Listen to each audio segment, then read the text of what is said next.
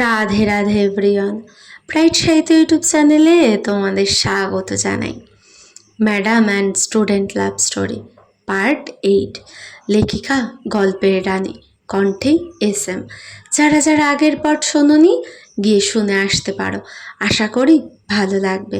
Bright সাহিত্য YouTube চ্যানেলে নতুন হয়ে থাকলে চ্যানেলটিকে সাবস্ক্রাইব করে বেল আইকনটি প্রেস করে রেখো।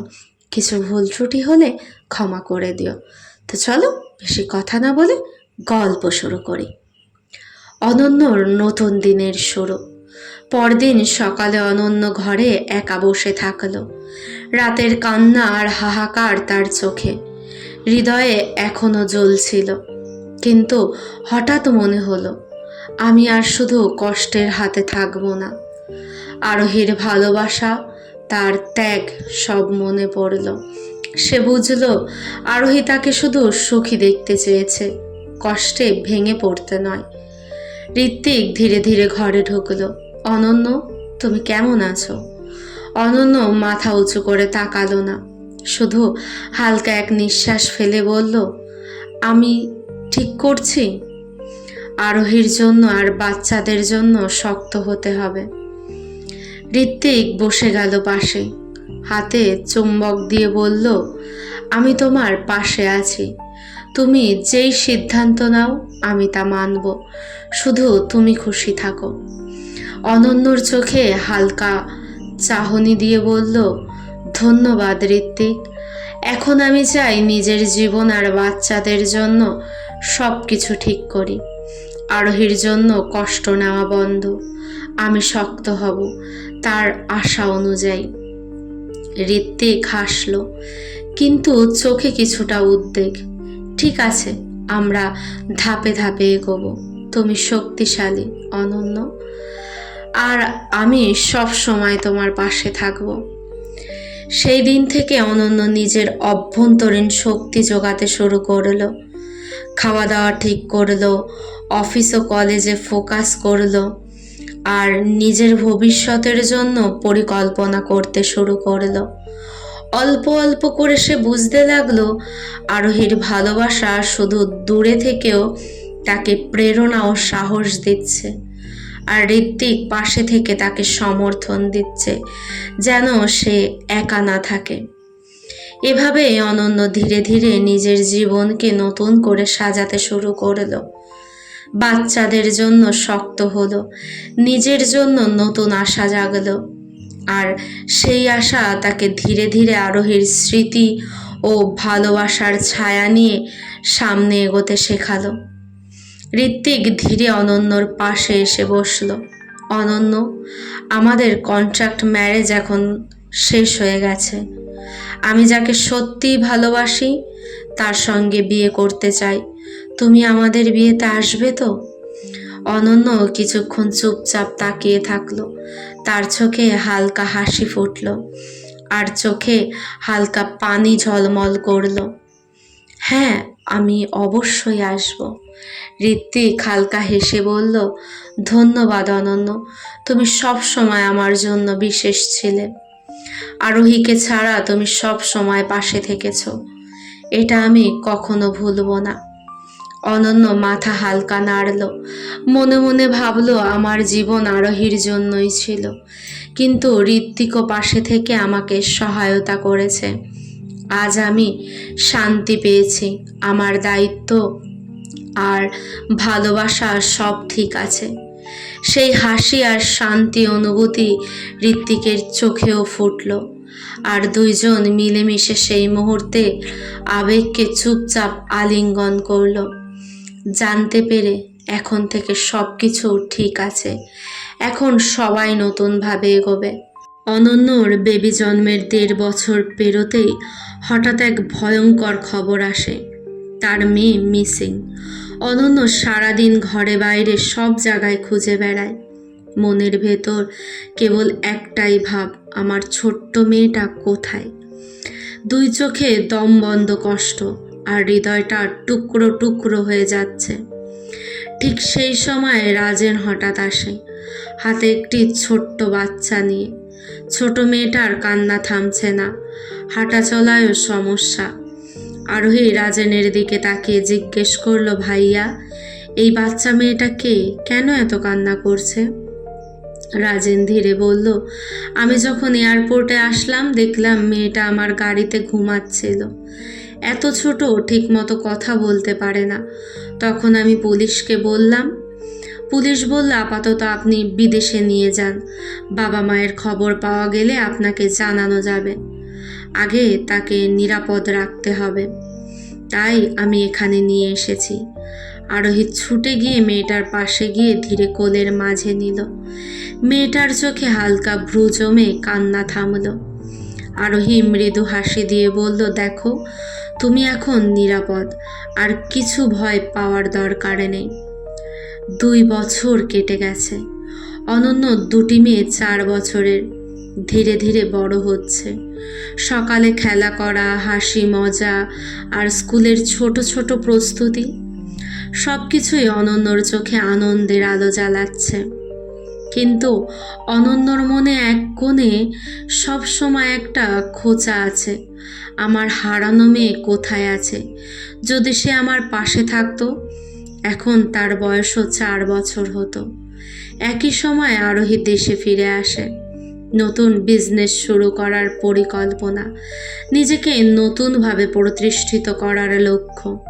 কিন্তু হঠাৎ তার চোখে পড়ে এক ছোট মেয়ে, যা আরোহীর কাছে খুব পরিচিত মনে হয়। মেয়ে আরোহীকে দেখে হাঁপিয়ে ওঠে, চোখে পানি জ্বলে। মা!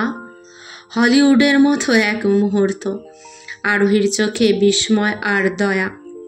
মেয়েটা ঠিক তার সামনে দাঁড়িয়ে আছে। নাম বলে অনিয়া।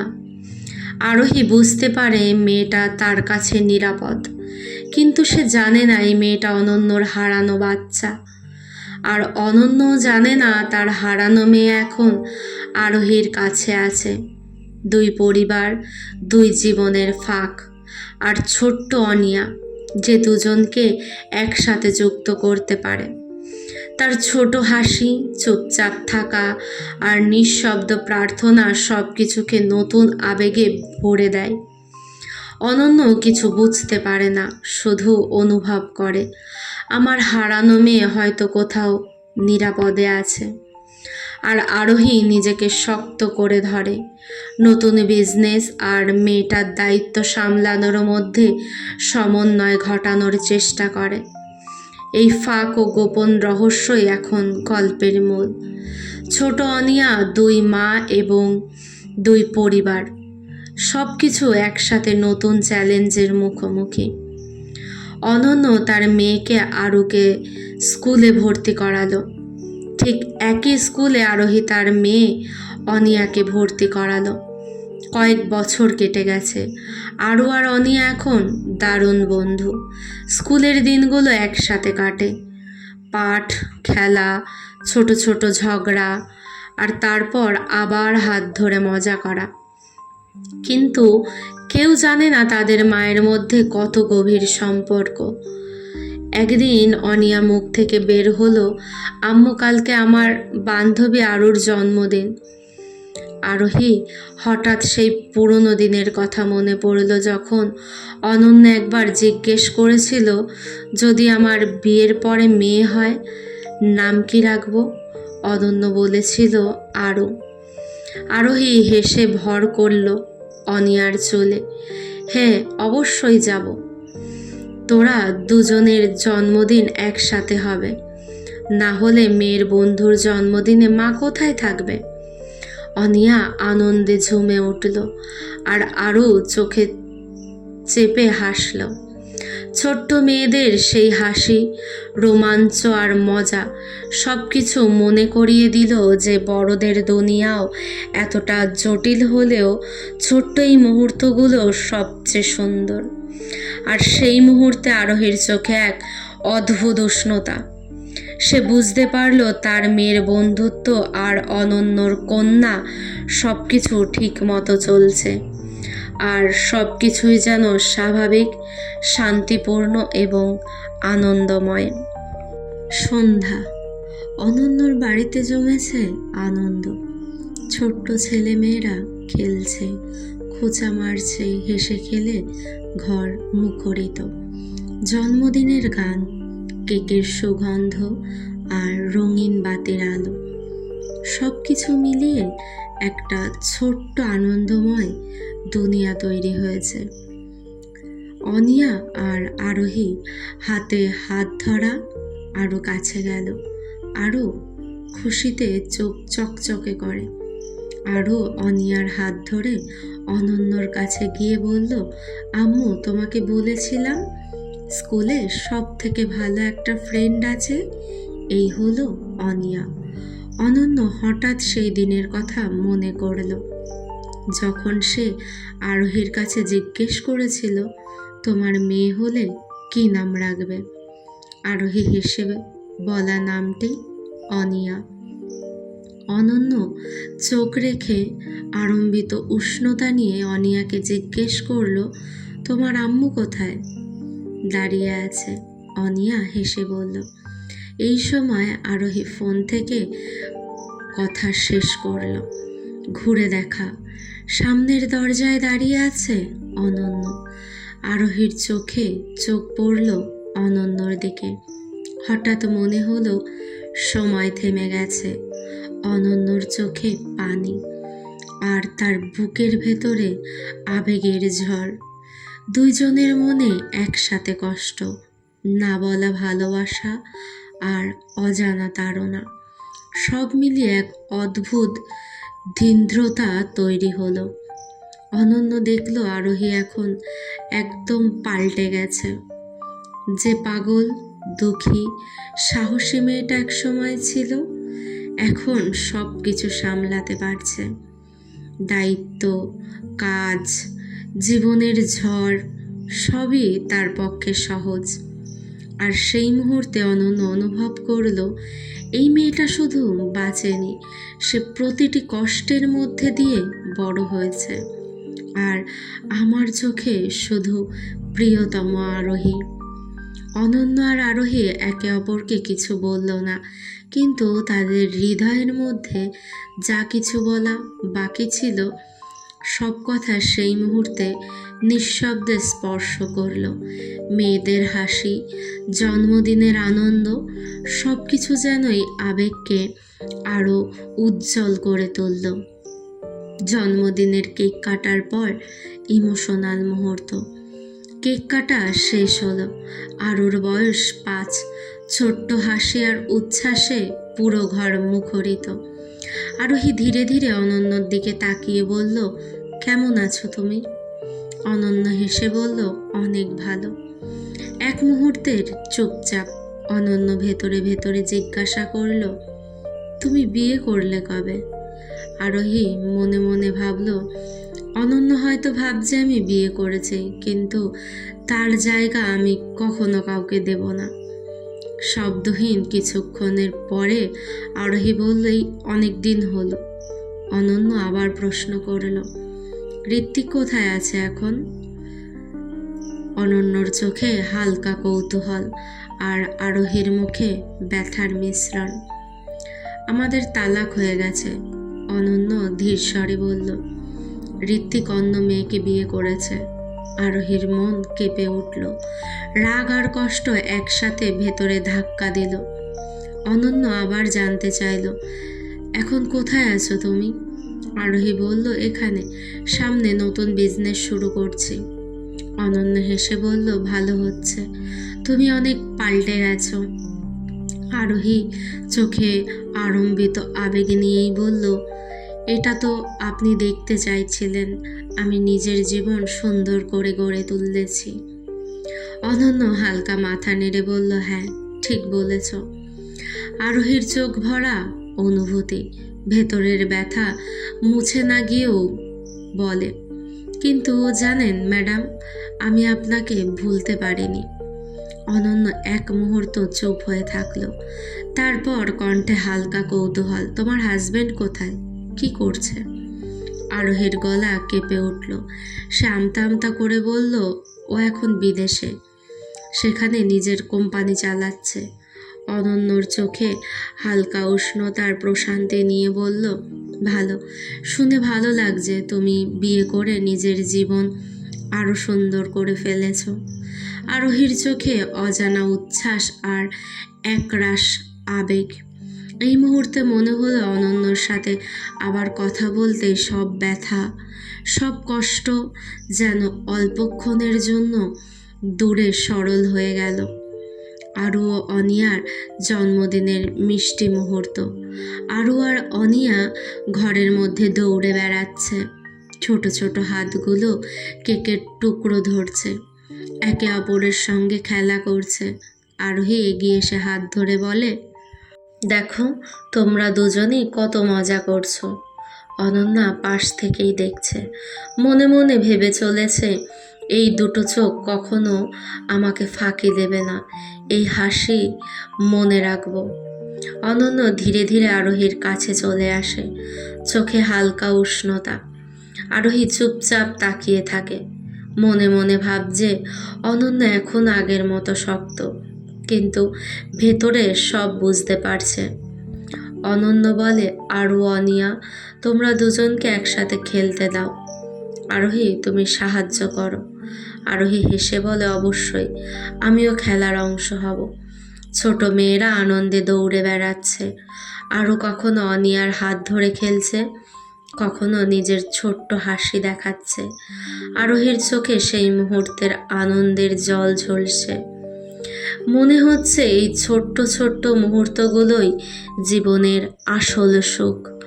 অনন্য আরোহীর দিকে তাকিয়ে হেসে বলে, দেখেছ, এই দুই মেয়ের জন্য আমাদের জীবনই যেন আরো সুন্দর হয়ে উঠেছে।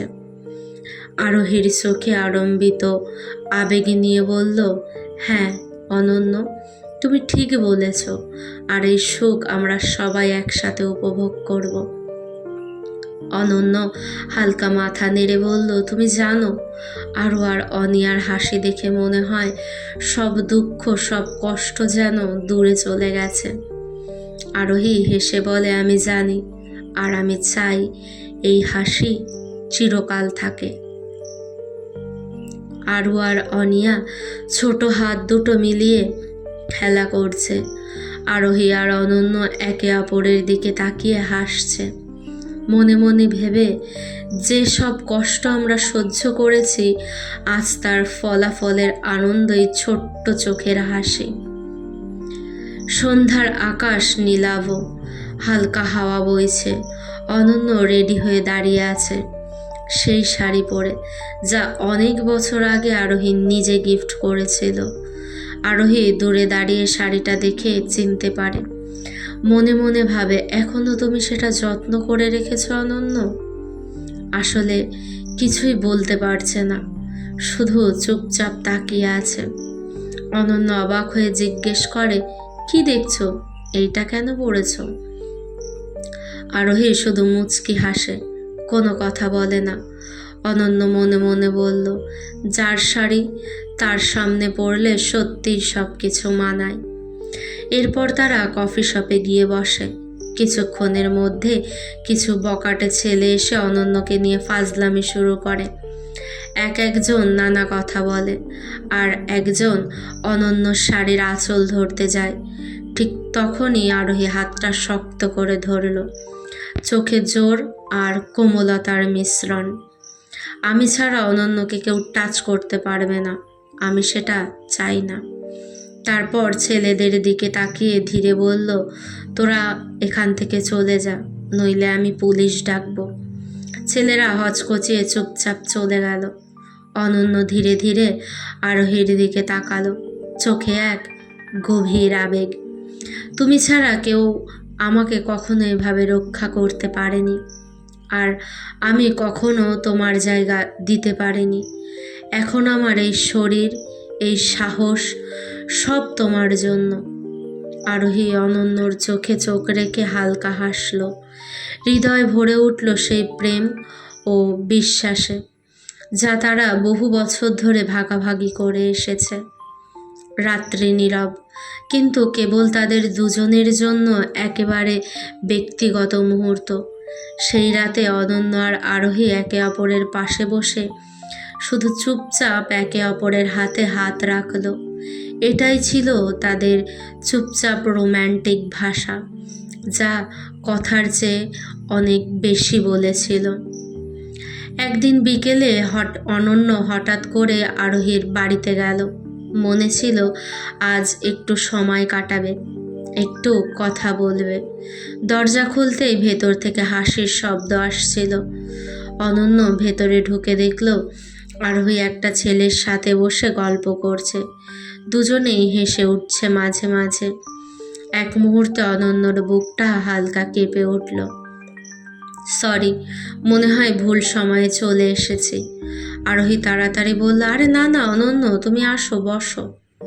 অনন্য জোর করে হালকা হাসি দিয়ে বসে পড়ল। আরোহী বলল, আমি কফি নিয়ে আসছি। আরোহী ভেতরে গেলে ঘরের মধ্যে অদ্ভুত এক নীরবতা নেমে এলো। অনন্য চারপাশে তাকিয়ে নিজের মনেই ধীরে বলল, যাক, দেখে ভালো লাগলো সেই পাগল মেয়েটা এখন বিয়ে করে অনেক সুখে আছে। কথাটা শুনে ছেলেটা কিছু বলতে যাচ্ছিল, ঠিক তখনই আরোহী কফি নিয়ে ফিরে এলো। আরোহী হালকা হাসি দিয়ে বলল, তুমি ঠিক বলেছ অনন্য, তুমি তো সব সময় চাইতে আমি নিজের জীবনটা গুছিয়ে নিই। তারপর একটু থেমে বলল, এই হলো আমার হাজবেন্ড, নাম রিহাদ। এই কথা শুনে অনন্যর মুখের হাসিটা একটু জমে গেল, কিন্তু সে নিজেকে সামলে নিয়ে বলল, দেখি খুব ভালো লাগলো। ঠিক তখনই অনন্যর ফোন বেজে উঠল। সে উঠে দাঁড়িয়ে বলল, আচ্ছা আমি এখন যাই, আর একদিন আসবো, তোমরা এনজয় করো। অনন্য চলে গেল। দরজা বন্ধ হওয়ার সাথে সাথে ঘরের ভেতরে নীরবতা। আরোহীর হাতে কফির কাপ কাঁপছে, চোখে জমে থাকা পানি সে লুকাতে পারছে না। মনে মনে শুধু একটাই কথা, তুমি ভাবলে আমি সত্যিই সুখে আছি, কিন্তু সত্যিটা তুমি জানো না অনন্য। আর অন্যদিকে অনন্য গাড়িতে বসে চোখের কোণ ভিজে উঠেছে। এইবার সত্যিই ওকে হারিয়ে ফেললাম। অনন্য চলে যাওয়ার পর ঘরের ভেতর নিস্তব্ধতা নেমে এলো। আরোহী চুপচাপ দাঁড়িয়ে আছে, হাতে কফির কাপ, কিন্তু হাত কাঁপছে। রিহাদ ধীরে বলল, তুমি এখনো ওকে ভালোবাসো তাই না? আরোহী মাথা নিচু করে কিছুক্ষণ চুপ থাকলো। তারপর আস্তে বলল, ভালোবাসা কি কখনো শেষ হয়? রিহাদ দীর্ঘশ্বাস ফেলল। তাহলে এই নাটকটা কেন? আমাকে হাজবেন্ড বলে পরিচয় দিলে কেন? আরোহী চোখ মুছল, কারণ ও যেন দূরে থাকে, ওর জীবনটা শান্ত থাকুক। আমি চাই না আবার সব কিছু ভেঙে যাক। রিহাদ হালকা হেসে বলল, আমি তো শুধু তোর বন্ধু ছাড়া কিছুই না, কিন্তু তুই নিজের জীবনটাই মিথ্যার মধ্যে আটকে ফেলছিস। আরোহী এবার কষ্টে বলে উঠল, আমি যদি সত্যিটা বলি ও আবার আমার কাছে ফিরে আসবে, আর আমি চাই না ও আবার কষ্ট পাক। অন্যদিকে অনন্য গাড়ি চালাচ্ছে, কিন্তু চোখ ঝাপসা, মনে মনে বলছে সব শেষ, এবার সত্যিই শেষ। হঠাৎ সে গাড়ি থামিয়ে দেয় রাস্তার পাশে, স্টিয়ারিং ধরে মাথা নিচু করে কাঁদতে থাকে। আমি এতদিন ধরে যেটা ধরে রেখেছিলাম সেটা আজ নিজের চোখে হারিয়ে ফেললাম। রিহাদ হঠাৎ বলল, তুমি কি জানো আজ তুমি যেটা করলে সেটা শুধু ওকে না, নিজেকেও ভাঙলে। আরোহী চুপ।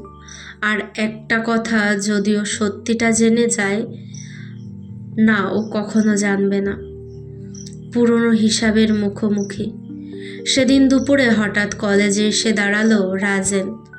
অনন্য তাকে দেখে কিছুটা অবাক, কিছুটা বিরক্ত।